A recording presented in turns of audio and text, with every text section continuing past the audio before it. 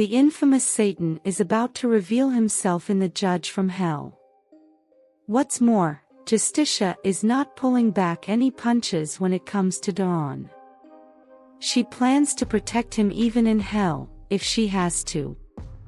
Meanwhile, what happened the night the real Bitna was murdered was finally revealed in the recently concluded episode 11. Sun Ho had been acting under his brother's order. Although he ended up killing Bitna, he's not Satan or the serial killer Jay, and doesn't even know he's been living with evil. He even went to visit the late Yi Chan, Myung-suk's late son, out of remorse or sympathy. This means he either had a hand in Yi Chan's death, or he knows who's behind it. What's not clear yet is why the real Bitna ended up in hell. Despite his troubled life, living with his father and brother, who tortured and murdered his mother, Sun Ho was a loose cannon and had evil in him. Just as he was used to kill the real Bitna, he must have been sent by his brother, who's been pressured by their father to do something about Wangchun Villa, to attack the residents in the villa. This is why he attacked Young-im, right after his brother warned Justitia about Wangchun Villa. What's more, he could also have a hand in Detective Kim's death. However, this time, he decapitated her arm, which is serial killer Jay's modus operandi. In the vault Justitia discovered in their house, there were various decapitated body parts of serial killer Jay's victims. What's more, after he knocked Justitia out, Sun Ho had the infamous serial killer Jay's murder axe, which means he also had access to the Room of Evil.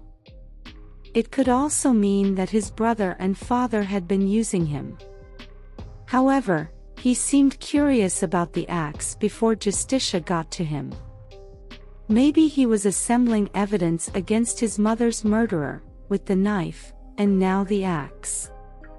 Or could simply have been protecting his evil kins, by making away with the murder weapon. Meanwhile, Justitia does what she knows how to do best, mete out justice to the unrepentant.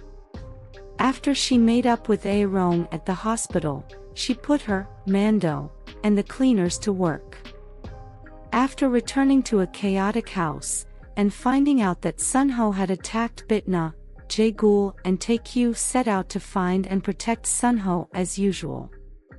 However, Justitia's demon team beat them to a pulp, finding out where Sun Ho was hiding. Before this, Justitia summons Baal, asking for her powers back, knowing she'd need them to conquer Satan. Having eliminated Paimon, who was in contention for Baal's position along with Justitia in hell, Justitia is now Baal's sole heir. The police discover Sun Ho's burned body the next morning, and speculate if murder is involved. Justitia intentionally avoided involving Dawn in her plans to mete out justice on Sun Ho. Dawn does not doubt that she's behind Sun Ho's murder. Meanwhile, Justitia dropped a piece of paper with a gloved hand, after setting Sun Ho ablaze in the last episode. She could be trying to incriminate Tae-kyu or his father. They can be seen being questioned by the police in the preview. Meanwhile, Tae-kyu and his father seem to have a strange relationship. They seem to have a yet-to-be-disclosed agreement, and Tae-kyu seems to lack respect for his father.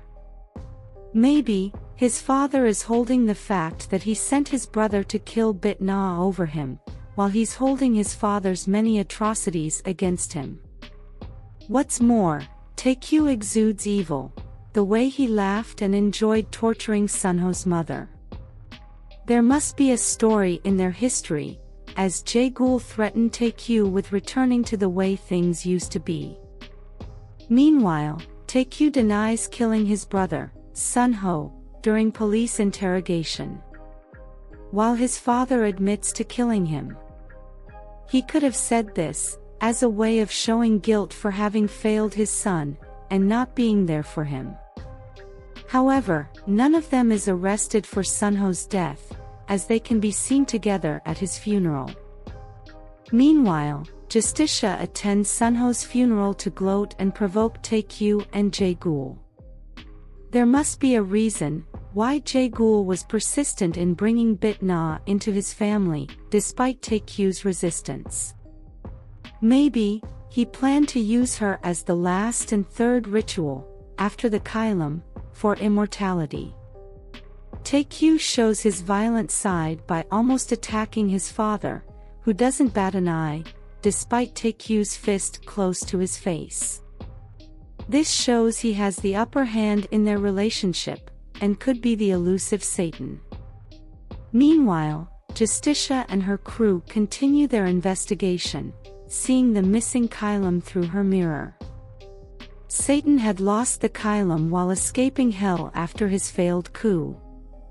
It was believed that the Kylum was simply missing. On getting to the Young's residence, she finds the floor stained with blood, and also finds the missing Kylum there. Maybe, the glue that holds Jae-gul and Taekyu together is the Kylum.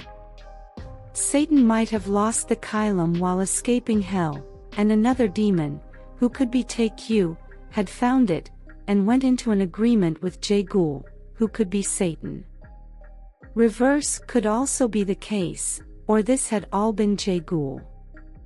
It looks like one of them will kill the other, to complete the last ritual for immortality. A body can be seen lying on the floor, as Justitia holds the hand with the Kylum. Even the bloody floor indicates this. Justitia goes into fight mode, declaring herself the demon of all demons. Meanwhile, Mija calls Justitia, warning that she can't stop Dawn, who's on the brink of becoming a murderer, from going to hell. Justitia, who's in love with Dawn, is determined to protect him, even if he ends up in hell. Hopefully, Dawn keeps his promise to the late Detective Kim, who was like a mother to him, not to kill the murderer.